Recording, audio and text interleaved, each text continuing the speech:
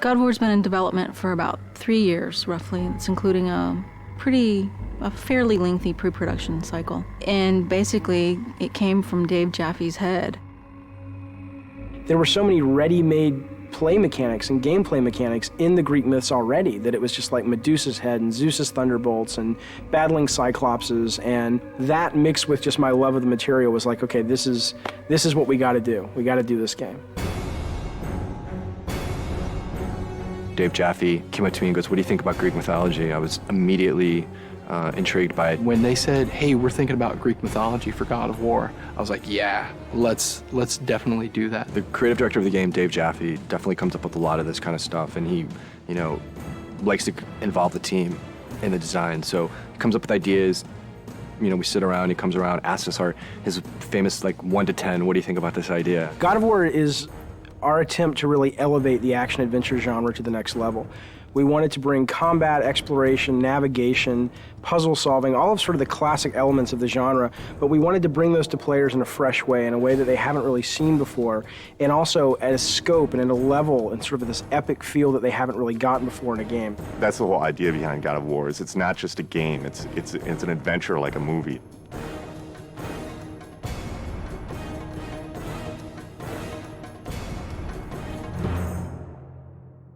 The sheer amount of concept art and work that went into developing all the characters and the look and feel of the game is pretty unique. I've never seen so much effort put into concepting a game out, making sure that every environment is unique and fits in with the theme of the game overall.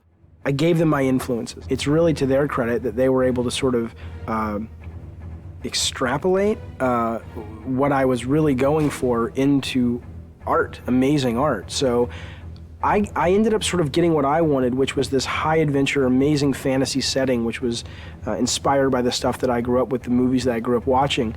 But exactly how the game ended up looking the way it did was really, you'd have to ask the artist. Charlie Wynn has been part of the studio for quite some time, and what he's brought to God of War is extremely valuable.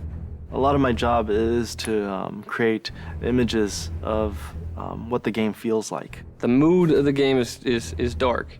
The main character Kratos is a very disturbed character. The things I said to him, I said brutal, nasty, violent, antisocial, pissed off, angry, fuck you. That was my direction to Charlie. The hardest part about making Kratos was that the storyline wasn't really there yet. And so I was trying to create a character that didn't have that story behind him yet. I just said, come into work and get angry and see what happens.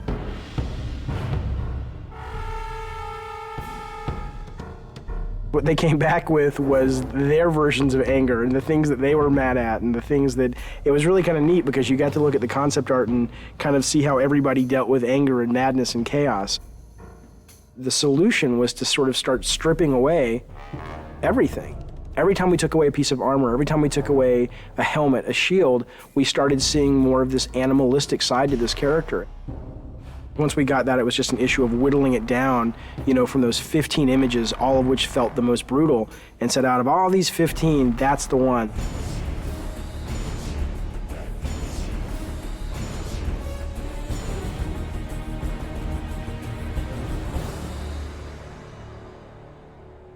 God of War is our attempt to really elevate the action-adventure genre to the next level.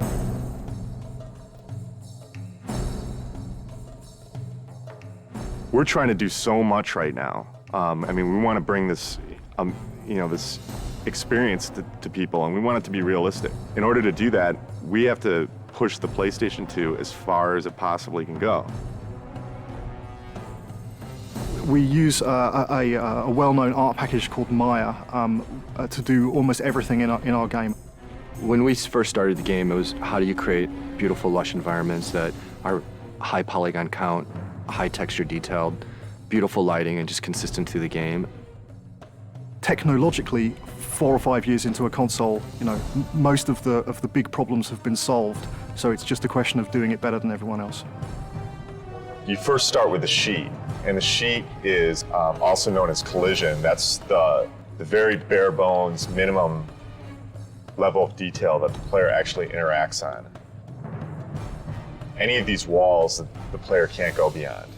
So this is the confines of the level. This is what, what you're actually playing in, but that's not what you see. That's what the game's running in the background.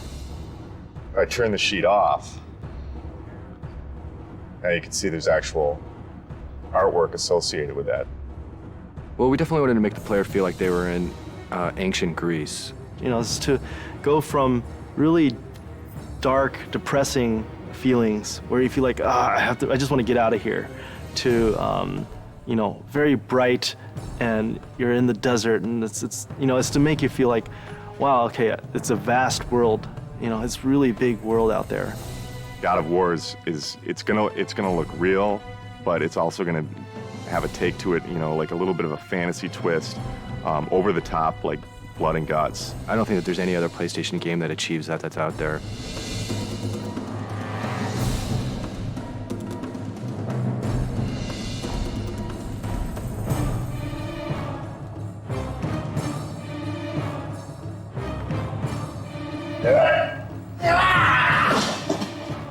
Every character in the game starts out with a single pose that every single animation derives from.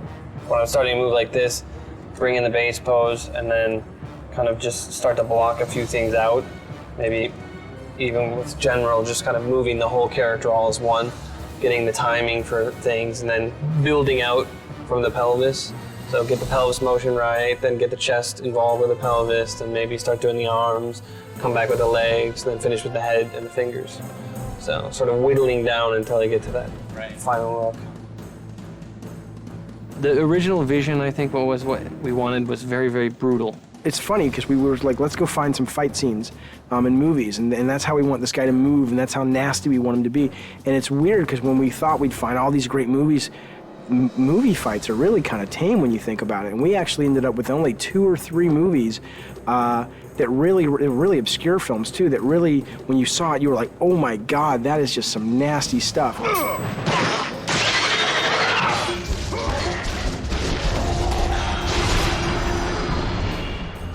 There's been quite a few gameplay design sessions or meetings with the animators where we get extremely we move around a lot. My setup situation as I'm putting enemies into the game and I'm trying to get them very playable so that they can be placed in levels and go around is this big cartoony shaped, very bright arena. And it's just a big wide open space, and I put the guys in that, and I fight with them there, I tune them there, I set up all their moves and combos and their reactions. The Medusa head animation, ripping the head off the Medusa, very long development cycle for that one. It was redone several times. We obsessed over it. I pissed off everybody. The animations aren't brutal enough. The art's not brutal enough. There's not enough blood. I want this game to make players just go nuts and feel that sense of anger and chaos.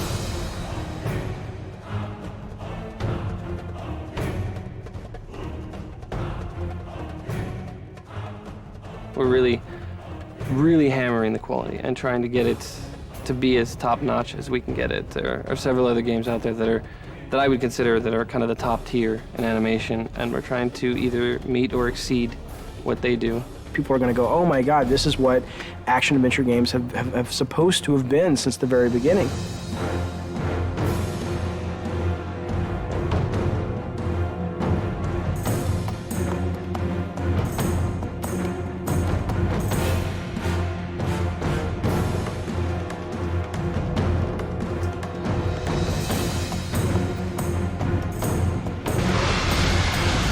I always say this is the game I've been wanting to make since I was a little kid. God of War, from a production perspective, has been extremely challenging. There's a number of areas that, we've really been pressed time, money, resources. Making the game was definitely a fight. Me and the team butted heads a lot, and there was this anger, I guess, that built up inside of me that I think I really transferred over to Kratos, and I look at Kratos now and it's like, that's me.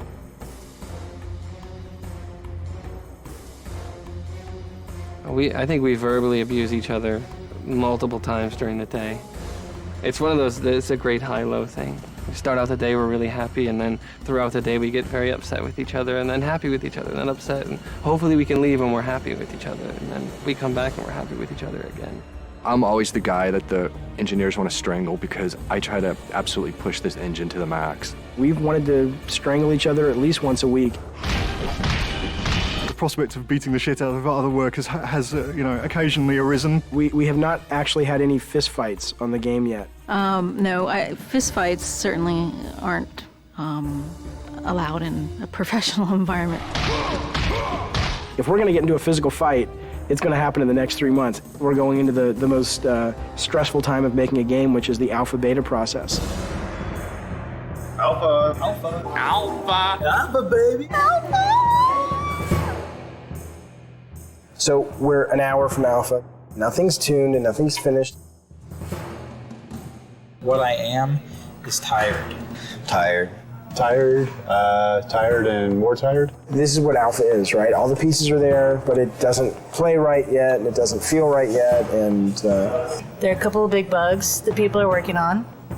If we don't get them by 7, then we'll get them done by 8 or 9 or 10.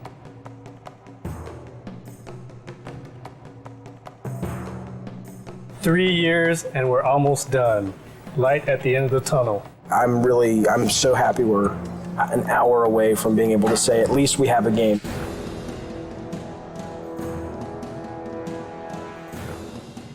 Playtesting is fantastically important, and this is the first game that we've really gone to town on the playtesting while the game has been in development. We'll bring 5 or 6 people in from the local colleges, and we'll sit them down in front of the latest version of whatever level we've been building, and we'll watch them play it, and we'll notice all of the things that they don't do right, or all the times that they can't find the way to solve a puzzle because we've obviously not highlighted it well enough, or if they can't see the door in the background, then we'll add an extra light in so it's highlighted. It's really kind of like making it's like making a movie. At the beginning of the project, we decided we were going to build a playtesting room in our office, and that has proved to be a very good decision. There's our huge PlayStation booth. So good to be one of the big titles this year, so hopefully it'll get some attention that we think it deserves.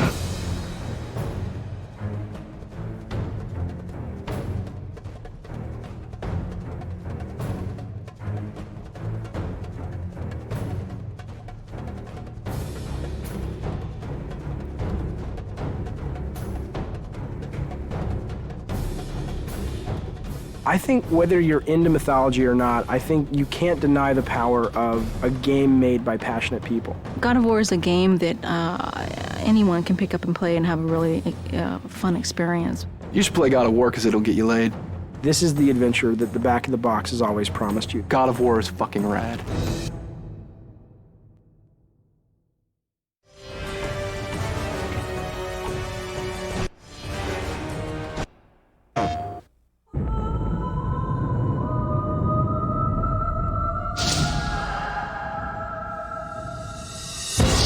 War-ravaged Athens. Legions of undead soldiers. Greek mythology's greatest beasts. And a deceptive god are no match for the fury of one vengeful warrior.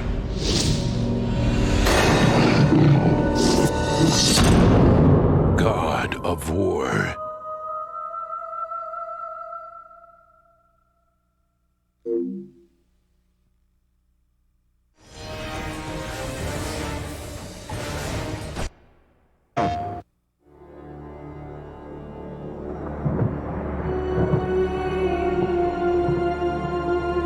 One dying wish from a desperate warrior allowed him to survive, but brought him a lifetime of despair.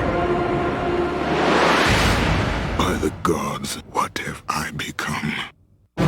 Now, the only way to right the wrongs of his past is to master the powers granted him by the gods of Olympus.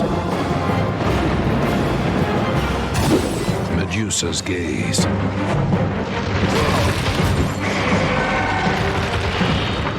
Zeus's fury.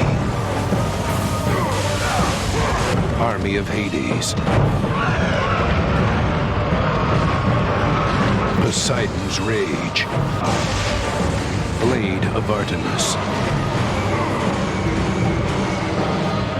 The epic adventure of conquest.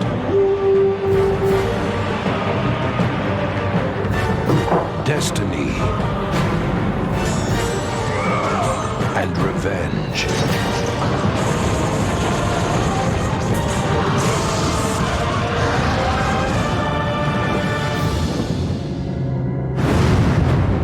God of War.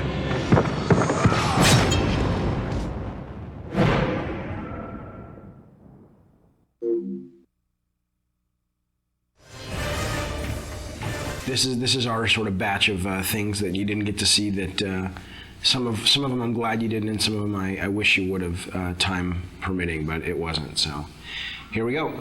Okay, now this is actually this. Now this wasn't a deleted level. This was the prototype that the team put together. I don't even know what the date on this is, but 3 years ago, and it was really just to get the basic mechanics, not even tuned or anything, but you could run, you could swim, you could swing, and if you look at this level a little bit, you'll see we certainly didn't reuse any of the main art, but you'll see kind of like that shot there is sort of the precursor to some of the shots we have in the game. The rope swinging mechanic, and a lot of this, so you'll recognize if you've played the game and remembered the game, you'll recognize some of the level when you pull into Athens at first. This bottom section is based on that, and the whole cliffs that you climb here, we actually just sort of ripped these out directly from the demo and built the cliffs level, the cliffs of madness or the cliffs of insanity. I forget what we ended up calling it. God, it's amazing to see this little guy running around. He looks so not like Kratos. That guy there was the original Cyclops who's dying, who just never really looked like a Cyclops. He just looked like a big guy with a stick. And then this was the room, the only room that we built that was like the final room, and everything else was kind of rough. And I remember seeing this and going, everybody saw this and said, man, this looks awesome. And then we were like, yeah, but how in the hell are we going to get, all the levels in the game looking as good as that? And I don't know if we ended up getting them all looking as good as that, but I think we came a lot closer than I thought we would. This level's pretty cool. This was our test level for the Icarus wing. So when, Icarus and Daedalus, the Icarus story where he flew too close to the sun with the wings that he had made, and the wax melted and he fell to his death. That was sort of the inspiration for the mechanic, and I still love this. I absolutely wish this had made it into the game. We just, it really came down to time and going, what, let's focus, let's get our fighting really good, and let's get our platforming better, and let's get our puzzles working, and maybe we can come back to this. And as is often the case, you just never have the chance to.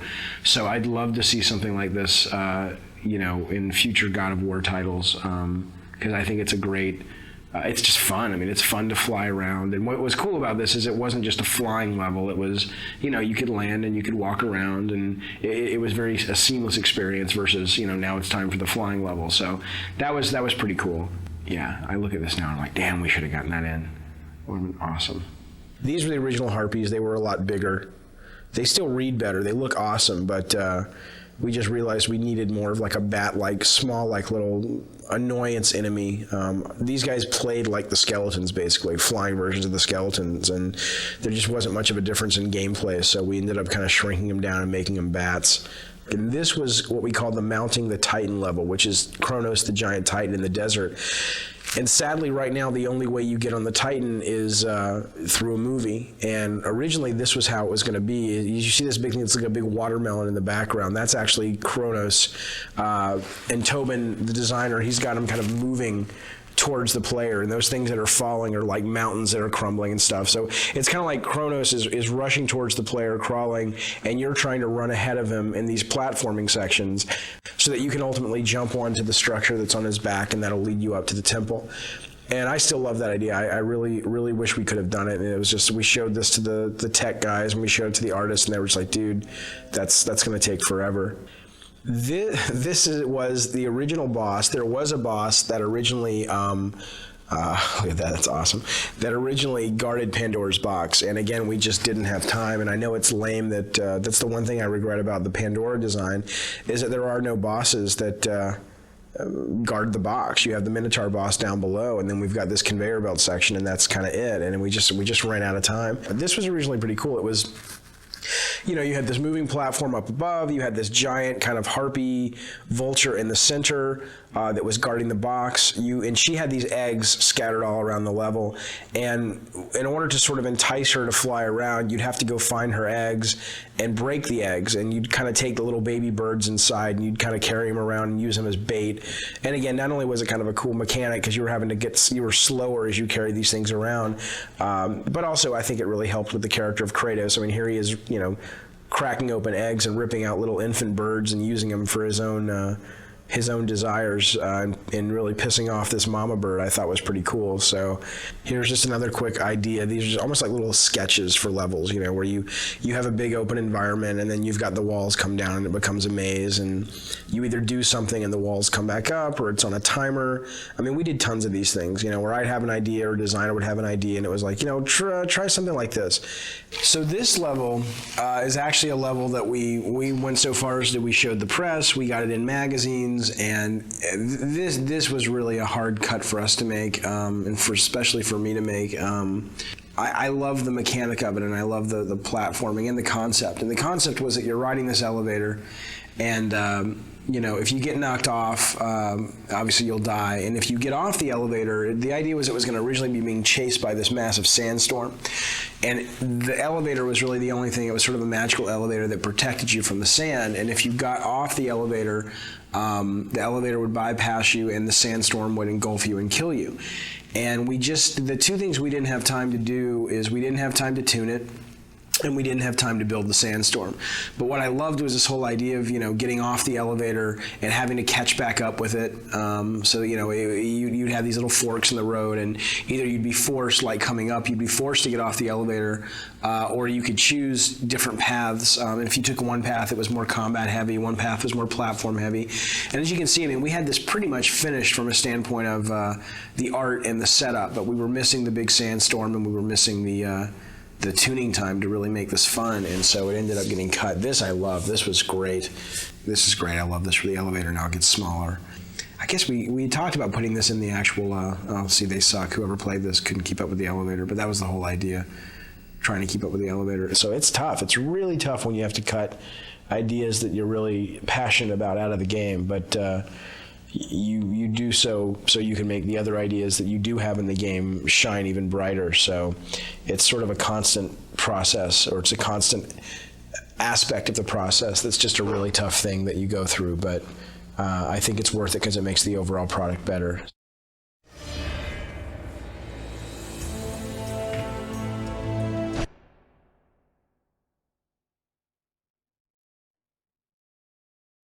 Some of the earlier characters that had been played around with, some of them again just didn't feel right for the time period. Some of them either felt overdressed or felt too fantasy. A lot of the concepts too got very detailed. There were lots of flowing things, and there was lots of hair, and there was lots of things that if we had to just model it, it probably would have been a little bit tougher to pull it off. There was one character I remember when I first saw it that had kind of almost kind of a tribal feel to it, a very kind of African feel to it, which I thought was pretty cool. Didn't say Greek, but at the same time when I looked at that, I thought, you know, that would be a pretty cool character to work with. We went through images of the lone wolf kind of characters where you might have a hero with a little baby or a dog on his back. So just to kind of give something different, you know, about the character and something that you can kind of relate to.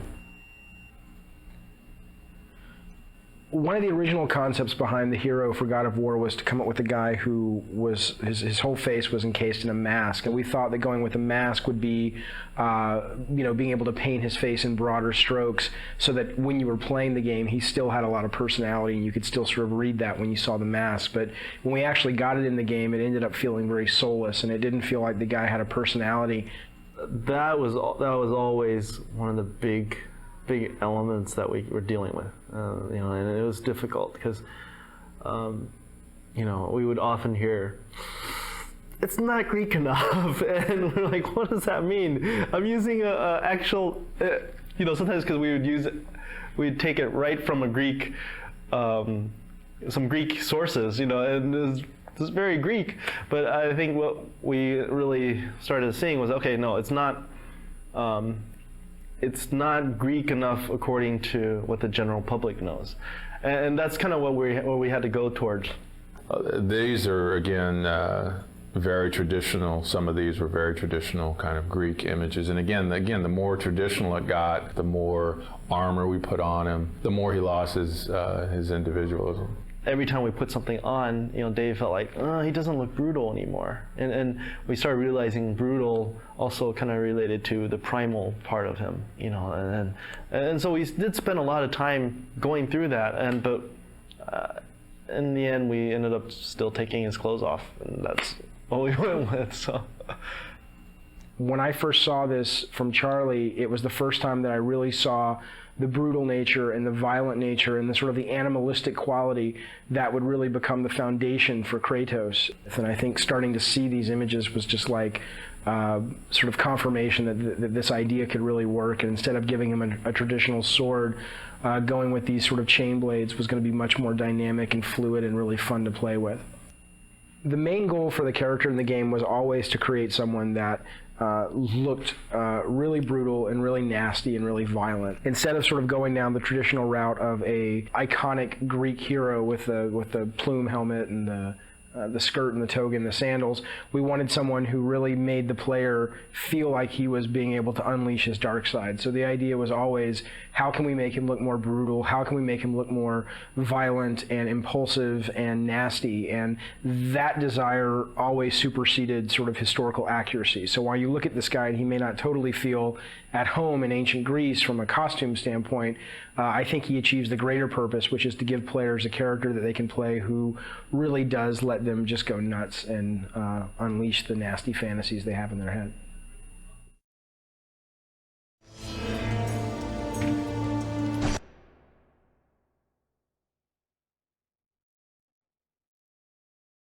So the idea on the environments and trying to create a Greek world was trying to create a feeling that reminded you of Greece and that didn't feel too fantasy. So we were trying to walk that fine line between a fantasy game environment and a traditional Greek environment.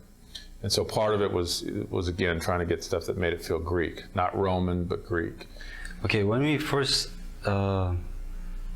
start concepting out environments, it wasn't really defined as levels, We picked out the important locations such as Pandora and Athens and Hades, and all I knew is like the game should feel really big, which means there's no like cramped area. It's more like challenge against the god and like huge monsters. So the look of the environment should be like huge, So with each of the environments, what we tried to do was kind of move you through the world using color to kind of help move Dave's story along and kind of emphasize the emotional impact of what he was of the story he was trying to tell. But at the same time, if I've just come out of the ocean where I'm battling the Hydra, where we've got, in that case, there's more kind of greens and blues and things like that.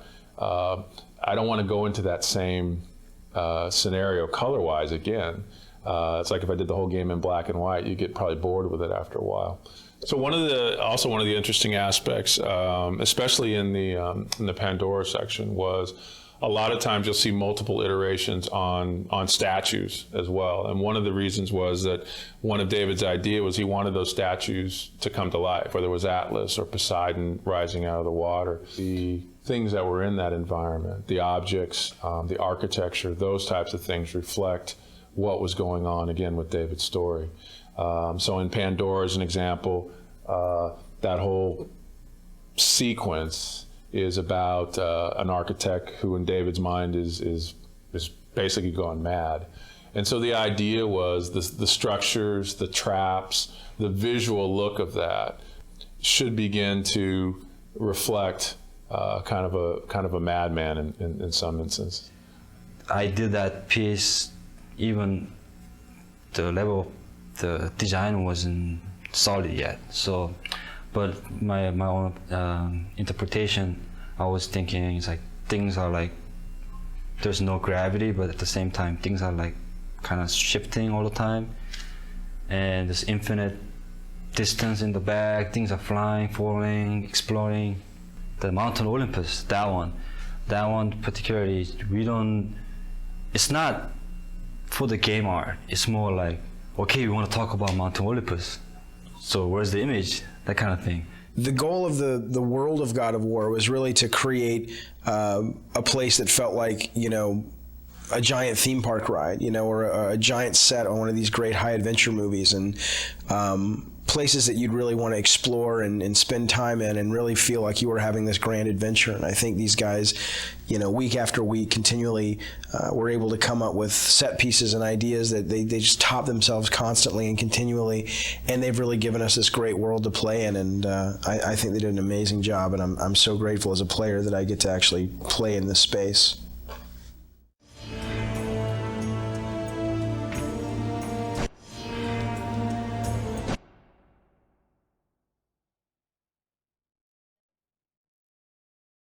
When it came to the characters and monsters and creatures that our hero is going to encounter, we're dealing with characters and creatures that everybody is familiar with. Medusas, Cyclops, centaurs, Minotaurs. One of the things that we had to do with all the characters, and I think you'll see this as you look through the concept art, one of the things that was very important to me was that when somebody looked at any of our characters, that they knew what they were. So what we could do basically there, as long as the character was down on all fours and I had 3 heads, you probably would accept that character as a Cerberus. Whether it was a werewolf, whether it was a dinosaur, again, you would still accept that in our world and what we were doing in terms of building the mythology we were building, you would accept that.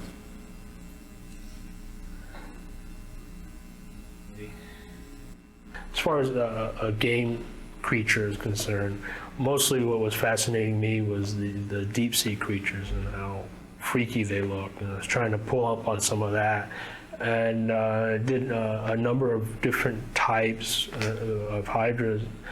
I was told, okay, Ares would be maybe 90% elemental, 5 or 10% human. And so that's kind of what I was going for on these beginning ones. He's just pure power, almost like he's this unstoppable force. And then, Dave liked it. It's just he wasn't sure how we would do it. Probably was a slow transition towards being more human. So it's still kind of a huge guy, but he's got all this armor on that allows him to do all these things. So the idea was, again, to move a character into something that, again, would be a little bit more in the horror direction. And again, what it allowed us to do was get characters that were still reminiscent of what they were supposed to be in Greek mythology, but were uniquely ours. So once we started moving in that direction, again, it opened up a whole new kind of avenue of ways to explore those characters. What we really wanted to do was keep people immersed in the mythology, in the Greek mythology, but give them a different kind of experience when it came to the characters and the creatures.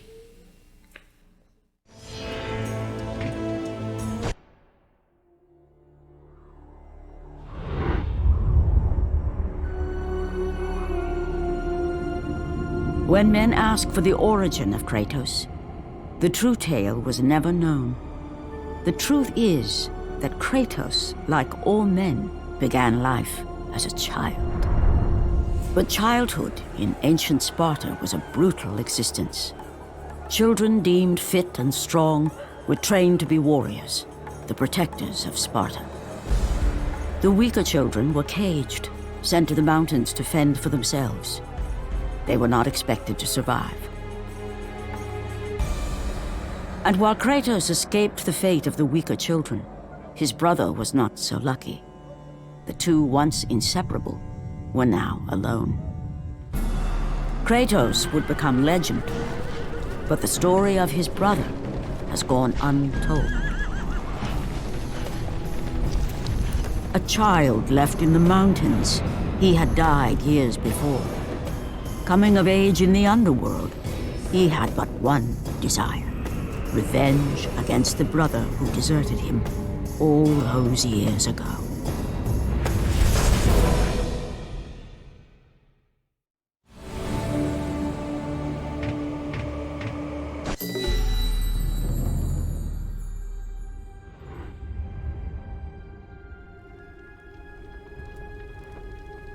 Kratos had accomplished more than he'd ever dreamed possible.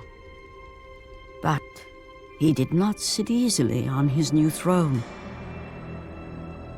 There was a secret in his past even he did not know. A secret he burned to uncover. Born out of wedlock, Kratos was the bastard child of a shunned woman.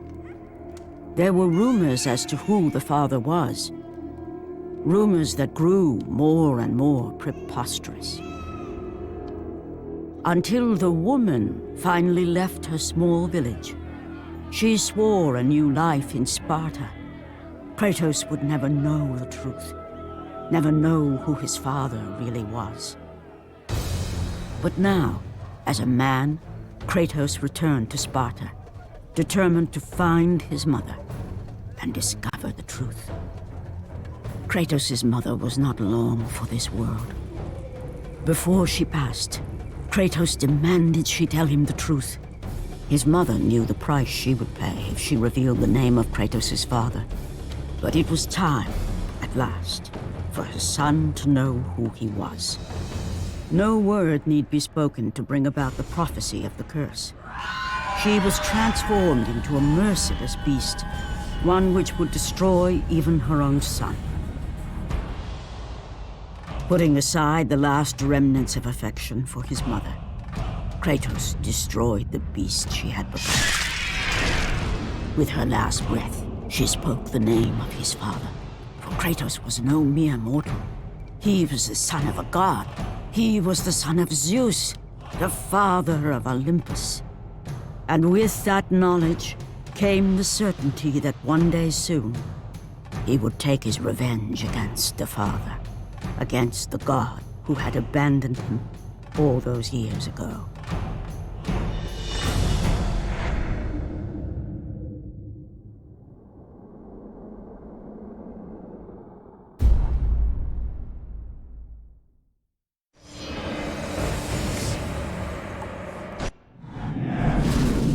The tale of Pandora's box remains to this day.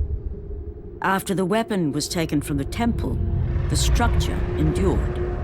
Kronos the Titan lived another 1,000 years, wandering the desert. That was long ago. The temple has gone silent, and the beast who bore it for so long has died.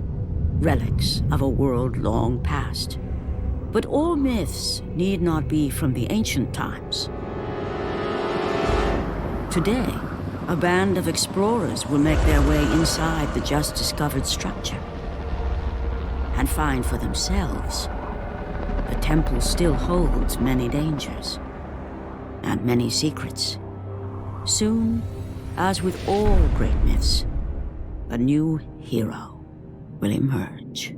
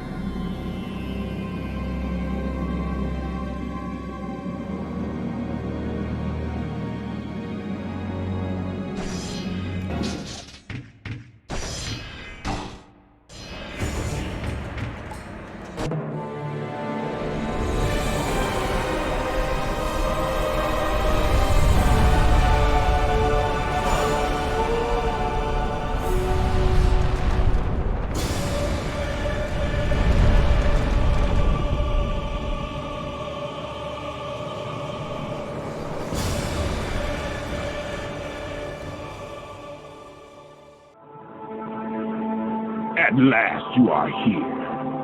I have killed the Hydra myself, ripped the head off Medusa's shoulders, even killed a god of Olympus, but I have never seen such skill and strength as yours. You have conquered God mode. The time and dedication you put into reaching this point is worthy of celebration and reward. Sadly, what can I offer one such as you? The keys to Olympus itself? Hardly a gift I'm willing to part with. Perhaps instead, a private tour. Here, come with me.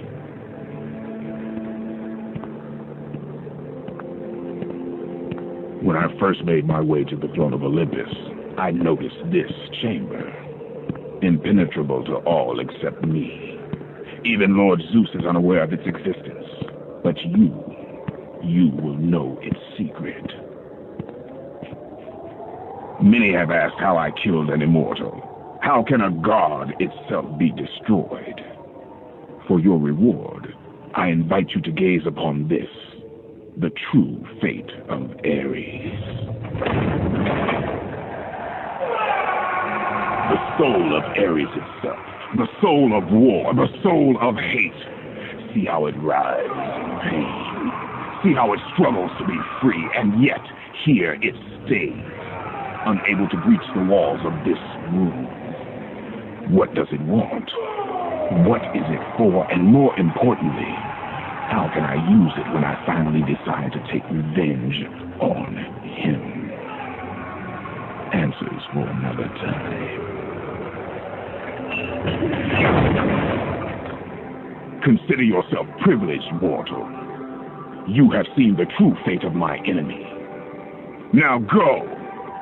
Our time together is at an end. We will meet again, mortal. I will see you again.